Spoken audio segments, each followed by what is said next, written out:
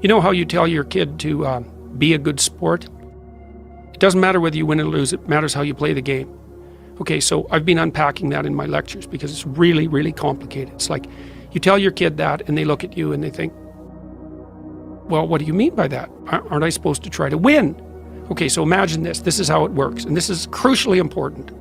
So, first of all, well, you're trying to train your son not to win the game.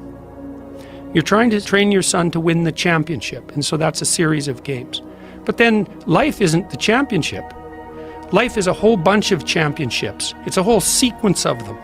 And so what you're actually trying to train your son to do is to be a contender in the entire series. And the way you do that is by helping him develop his character. And the character is actually the strategy that would enable him to win the largest number of games across the largest possible span of time.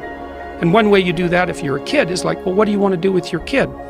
You don't want to teach him to win. You want to teach him to play well with others. And that's to be reciprocal. So that means to try to win, but also to pay attention to developing the other people around him, and not to put winning the game above everything at all times. So then he's fun to play with. And this is absolutely crucial. You can help your kid become fun to play with between the ages of 2 and the age of 4. If your kid is fun to play with, then what happens? Kids line up to play with him. And adults line up to teach him.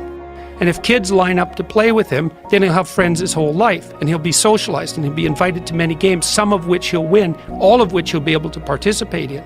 And if he's fun to play with, then adults will teach him things, and then he wins at life. And so when you say to your kid, it doesn't matter whether you win or lose, it matters how you play the game, what you're saying is, don't forget, kid, that what you're trying to do here is to do well at life. And you need to practice the strategies that enable you to do well at life while you're in any specific game. And you never want to compromise your ability to do well at life for the sake of winning a single game. And there's a deep ethic in that, and it's the ethic of reciprocity in games.